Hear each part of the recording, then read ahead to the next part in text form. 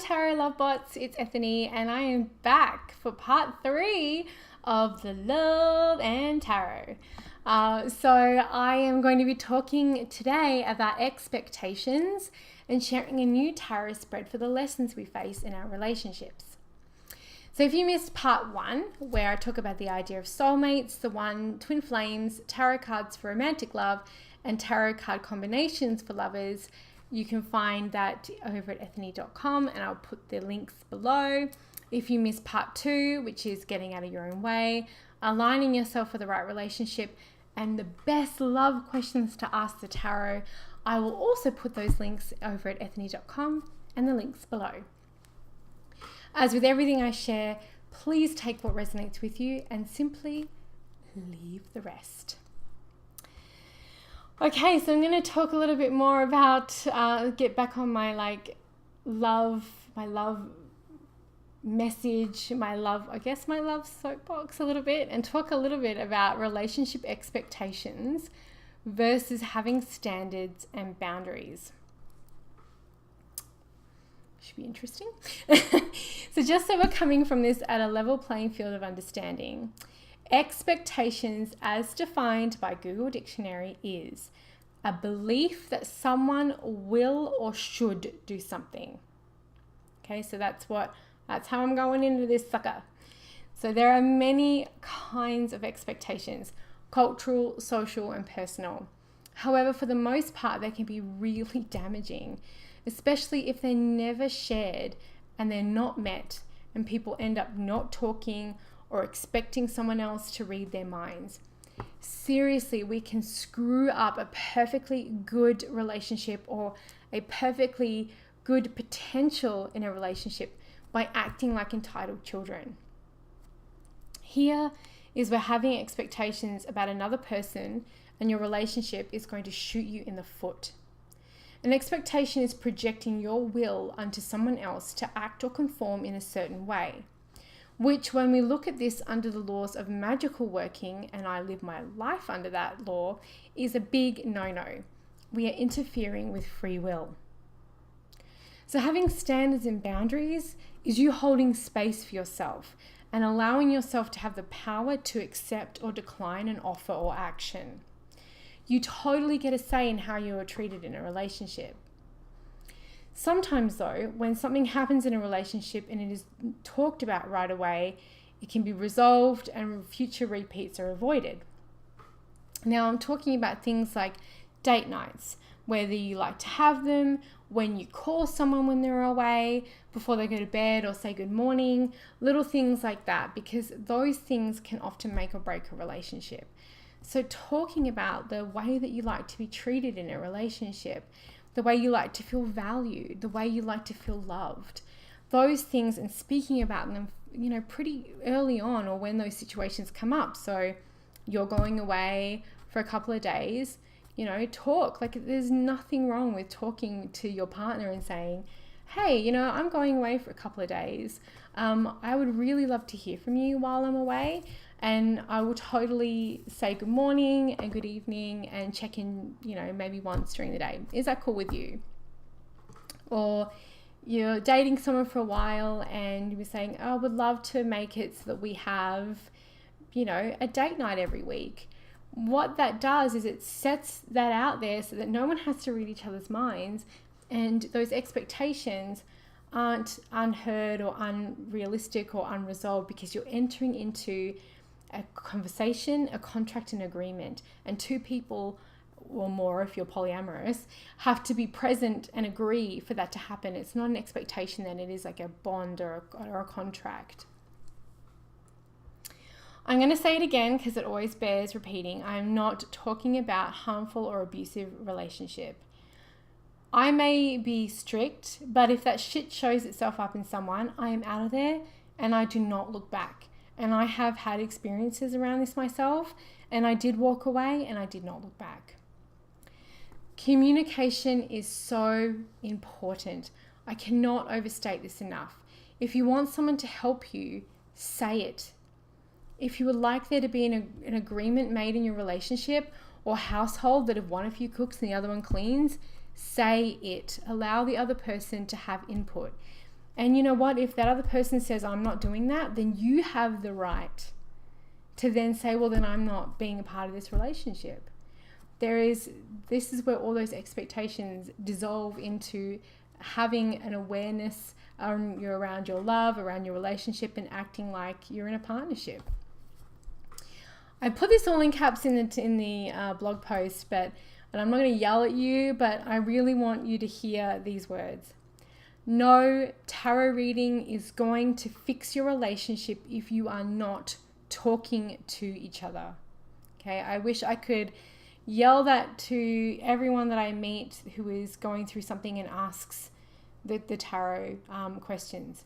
I will sling cards for clients all day, but people involved in a relationship have to be the ones doing the work. There are over 9,000 members in our Facebook community, the Tarot Readers Academy community, and a lot of people talk about love. A lot of people post cards about love. A lot of people want input on their love relationship readings. And sometimes I really would just like to ask people, and I don't really know how to say this without being too sassy, well, have you spoken to them about it? Or have you asked them out? Or, you know, like, have you called them? Because a lot of that stuff would be resolved if we were just communicating with each other. So now that I've talked about expectations and shared a little bit of my wisdom around that and communication, I wanted to share with you a new tarot spread that I've created for people who feel like there is something left lingering in their past relationships that is hanging over them and repeating in their current relationship, or something that is blocking them from finding a new relationship or a new beau. So this is the Lesson in Love Tarot spread. And when you are shuffling your deck for this reading, I would recommend that you focus on the relationship where you feel like you got stuck. So you want to look at the thing that you need to learn the lesson on, or the relationship that you feel like that's kept you stuck. And then when you are ready to cut the deck and select your cards, you're at least holding that vibe in the energy in your field while you do it. And I am going to switch over cameras and do a little layout and do a sample reading for the Lesson in Love Tarot spread. Before I do, I would love to hear your experiences with working with this spread and what you thought about this series. Do you want me to talk more about Love in the Tarot? Any questions about the Love in the Tarot that you'd love me to comment or make a video on? Please let me know in the comments below, and let's go and do that reading. Okay, so now we're going to do the Lesson in Love Tarot spread, and I'm going to be using the Victorian Romantic Tarot, which is a deck that I use for my love readings quite a lot. This is an out-of-print version, but the lovely people at Magic Realist Press Baba Studios actually do have the next edition open for pre-order. You bet your butt I've already pre-ordered it. They have some changes in the images, and I adore this deck so much and I use it all the time. Okay, so as I mentioned in the video before, it's really recommended to focus on the relationship where you feel you got stuck or have got things that are left unresolved when shuffling.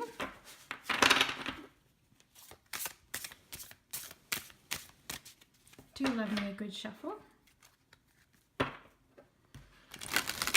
This is just a sample of how the spread works in a layout, and cut the deck however you normally would. Okay. Now, first position is what is the lesson in this relationship for me? So remembering this is contexted as the relationship that you got stuck. Okay, so 3 of Wands. And for me, in this context, the 3 of Wands speaks about maybe they wanted different things in the relationship where the person got stuck. 3 of Wands is like looking to the future, making future plans.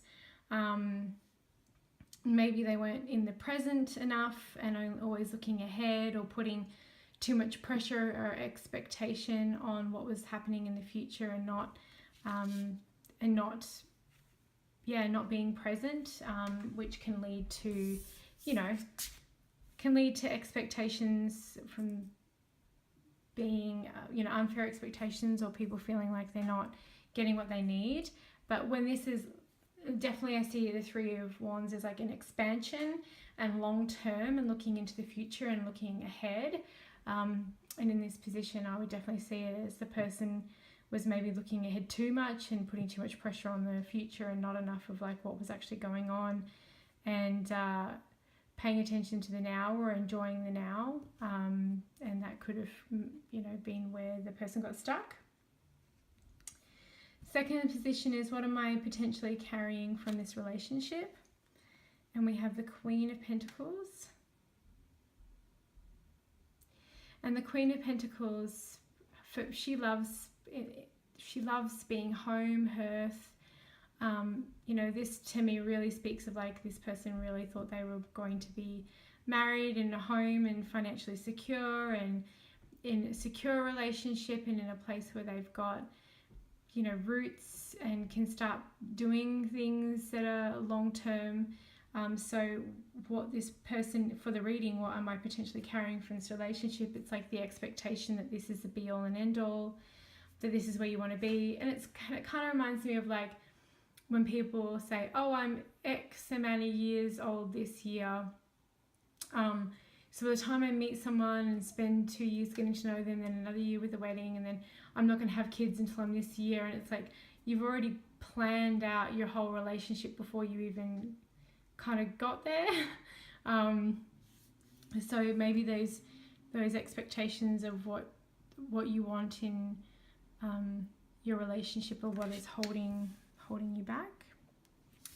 Number 3 is, what do I need to let go of from this relationship? Okay, we have Judgment. So Judgment being judgy. Let go of the judgments maybe that people had of you, you had of them, you had of your relationship. Maybe there was some unfairness going on around the relationship. This really speaks of like higher forgiveness to me, and letting go of any judgments you may have, of especially of yourself. If you get a card like this in a similar position, and being kind and like forgiving yourself, and so the whole like, what did I do wrong? Where did I go wrong? It's like, it's not helpful, and B, it's not really about that, like bullying yourself or belittling yourself in something like that is never helpful. So releasing those judgments both internally and externally to move forward. What is blocking me from finding a new love is the next position. And we have the Five of Pentacles. And this, I actually said this in the Taroters Academy Facebook group the other day. It's like, I see this as like relationship FOMO, like missing out, being left out in the cold, feeling as though you're being victimized. There was a victim mentality. You're always behind. You're always the one that's not getting love. You're always the one that you're single all the time. All that kind of lack mentality is what is going on for this person who this made up reading is for, around what is blocking them from finding a new love. So a lot of work around self-worth and self-love, and moving into that space would be very beneficial for them. What do I need to forgive? The Fool. So maybe fools do rush in on this one. Maybe some silly behavior, or we can often, when relationships fall apart, feel foolish if we've been duped or hurt, or like, how could we not see, all that kind of stuff. So I really feel like the Fool in this sort of position about forgiveness is like, what, we do have to have faith, and we do have to be willing to jump off the ledge and take the leap of faith and trust and try, because what's the other option, right? So definitely time to forgive maybe some of the foolish flights of fancy that this person maybe had, and maybe have a look at building some more solid things before trying again or moving into a new relationship, definitely through like this judgment piece of letting the judgments go, and the Five of Pentacles of feeling as though you're being left, things are being left out. And then number 6, what do I need to work on for my self-love? And we have Magician. So being the co-creator of your own life, taking your power back, going back to the beginning almost as well, because the Magician, like we've got the Fool here, we've got the 2 first cards in the Major Arcana. So going right back to the beliefs, the core roots around things, what you believe to be true about relationships, kind of reassessing, reestablishing things with yourself and finding a good foundation.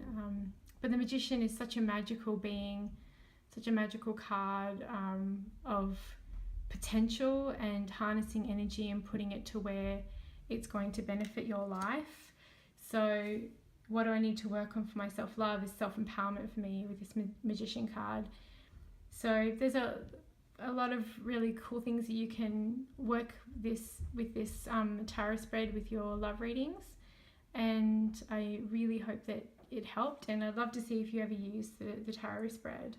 And thank you all as always for watching, and I hope you enjoy it. And I will place the image of the tarot spread layout and the meanings and everything over at ethany.com. You'll know where to find it. Okay, bye!